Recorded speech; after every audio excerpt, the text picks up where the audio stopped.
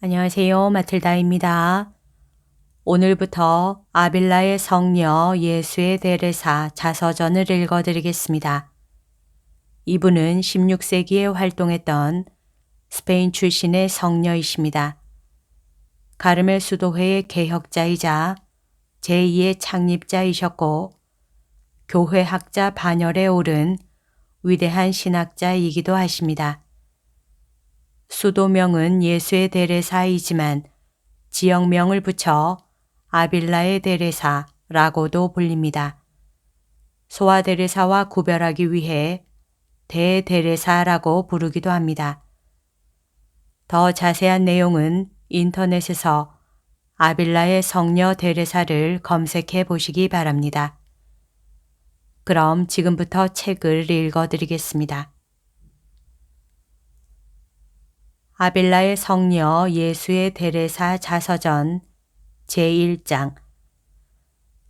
주님이 이 영혼을 어려서부터 어떻게 덕행으로 인도하셨는지, 그리고 부모님의 좋은 표양이 덕을 닦는 데 얼마나 큰 도움이 되는지를 밝힌다.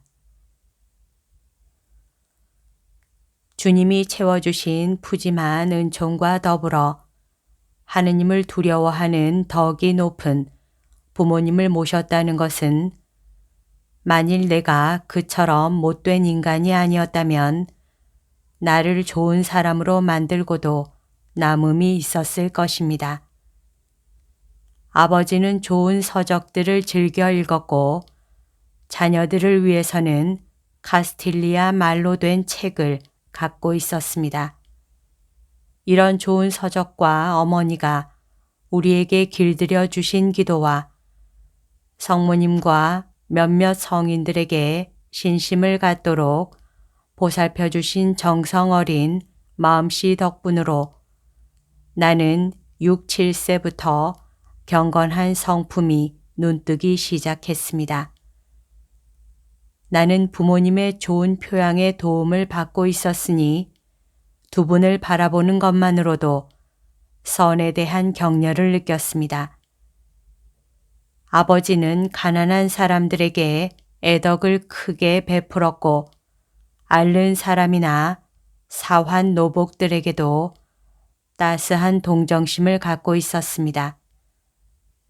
그 때문에 노예를 부리려 하지 않았습니다.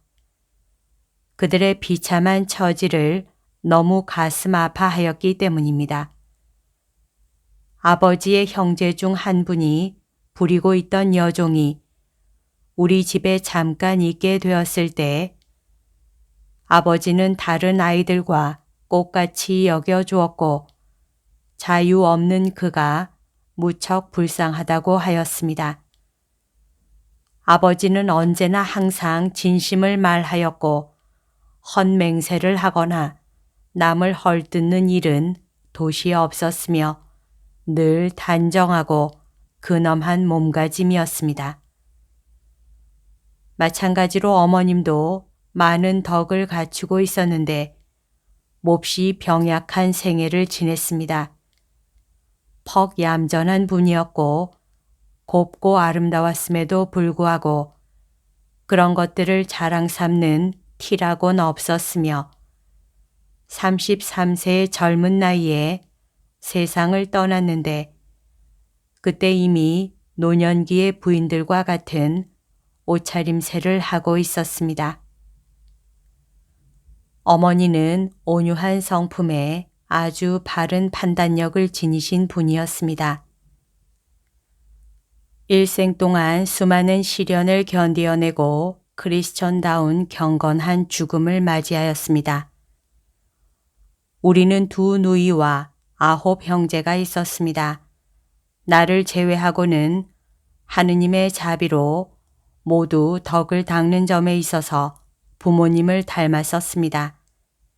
내가 아버지의 사랑을 제일 많이 받았는데도 불구하고 그러나 나도 하느님께 죄를 짓기 시작하기 전에는 원만하게 살았던 것 같습니다.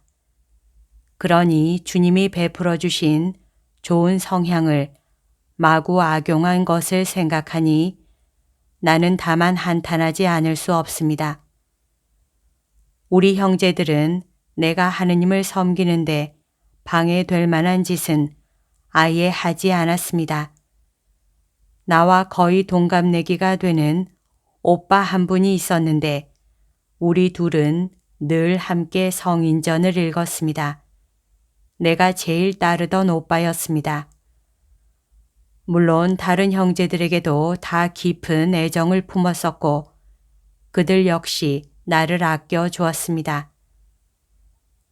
나는 천주님을 위해 시련을 참아 견딘 순교 성녀들의 이야기를 읽었습니다. 그런데 그분들은 너무 값싼 대가를 치르고 천주님을 소유하는 그 큰 행복을 얻었다고 생각되어 나도 같은 죽음을 하고 싶은 열망을 가지게 되었습니다. 나를 이끌었던 바는 내가 의식한 하느님께 대한 사랑이 아니라 책에서 읽은 그 황홀한 기쁨을 맛보려고 어서 천국에 가야겠다는 소망이었습니다. 그래서 오빠와 나는 이 계획을 실행에 옮기려면 어떻게 해야 하는지 생각을 짜내는 것이었습니다. 그리고 하느님께 대한 사랑을 위하여 얻어먹으면서 칼에 우리 목을 바치기 위하여 모르인 나라에 갈 결심을 하곤 하였습니다. 주님은 이렇게 철부지인 우리에게도 방법만 있다면 이 계획을 이룰 수 있는 용기를 베풀어 주셨다고 생각됩니다. 그러나 우리에게는 부모님이 있었습니다. 그래서 우리 생각에 가장 큰 장애가 바로 거기서 생겼던 것입니다. 우리는 책에서 벌이나 상급이 다 영원히 계속된다는 것을 읽을 때 매우 강한 인상을 받았습니다. 우리는 자주 여기에 대해 이야기하면서 영원히, 영원히, 영원히 하고 되풀이하는 것을 낙으로 삼았습니다. 이 말을 몇 번이고 거듭하는 중에 우리가 철이 없음에도 불구하고 주님은 진리의 길이 무엇인지를 깨우치는 은총을 주셨습니다. 하느님을 위해 순교할 수 있는 나라에 갈 수 없다는 것을 알자 우리는 곧 은둔자의 생활을 하려고 결심했습니다. 그래서 집에 딸린 마당 구석진 곳에 자그마한 은둔소를 마련하려고 애써서 돌을 차곡차곡 쟁이기 시작했습니다만 돌은 금방 무너지는 것이었습니다. 결국 우리는 우리의 소망을 이룰 만한 방법을 찾지 못했던 것입니다. 내가 나의 잘못으로 인해 잃어버리게 되었지만 하느님께서 그렇게 어린 시절에 베풀어 주셨던 은총을 지금에 와서 생각할 때 그저 깊은 감동에 젖을 뿐입니다. 나는 내 나름대로 할 수 있는 데까지 자비를 베풀었으나 내가 할 수 있는 것이란 아주 약간밖에 되지 않았습니다. 그리고 기도드리려고 고요한 곳을 찾아다녔는데 그 기도의 수는 꽤 많았고 특별히 로사리오를 정성껏 드렸습니다. 어머니는 이 기도를 대단히 좋아하셔서 우리 모두에게 이 신심을 박아주시려고 힘썼습니다. 나는 어린 계집애들하고 놀 때면 수도원을 만들고 수녀들의 흉내 내는 것을 무척 즐겼습니다. 나도 수녀가 되고 싶어 한 것으로 여겨집니다. 그러나 이 소원은 아까 말한 것만큼 크지는 못했습니다. 어머니가 돌아가셨을 때 내 나이 만 12살이 채 못 되었다고 기억합니다.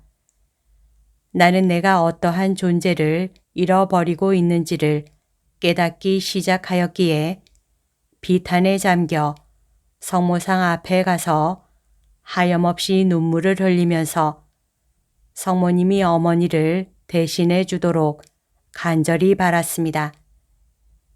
비록 내 기도는 단순한 것이었으나 잘 들어주셨다고 생각됩니다. 왜냐하면 나는 성모님께 의탁하고 바랄 적마다 늘 도움을 받아온 것이 명백하기 때문입니다. 마침내 성모님은 나를 당신 곁으로 부르셨습니다. 나는 어렸을 적에 그 좋은 소망에 충실하지 못했던 이유를 알고 또 생각하며 퍽 부끄럽게 여기고 있습니다. 주님, 당신은 나를 구하시려고 결심하신 듯 하였기에 당신의 뜻대로 나를 충만케 하셨으면 주님이 늘 오셔서 거처하시게 될 나의 영혼이 이처럼 더러워져서는 안 된다고 왜 생각하지 않으셨습니까? 이는 내 이속을 위해서가 아니라 당신께 드려야 할 존경 때문에 하는 말입니다. 네, 하느님, 이런 말씀을 드리기조차 부끄럽습니다. 그 잘못이란 온통 나한테서 생긴 것임을 알고 있는 까닭입니다.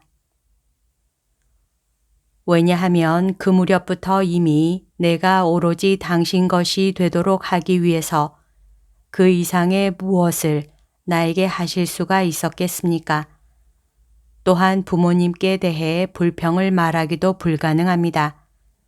그분들은 오직 좋은 점뿐이었으며 나를 보살펴주는 따뜻하고 정성 어린 마음뿐이었습니다.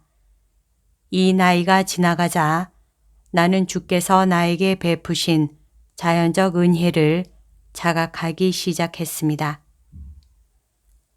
그 은혜란 숱한 것이었답니다. 그러나 나는 그것에 대해서 주님께 감사하기는커녕 이제부터 이야기하려고 하는 것처럼 그 한 가지 한 가지를 오직 주님께 등을 돌리는 데 쓰기 시작했습니다. 여기까지가 오늘 들려드릴 내용입니다. 오늘도 하느님의 뜻 안에서 서로 사랑하는 하루 보냅시다. 사랑합니다. 축복합니다.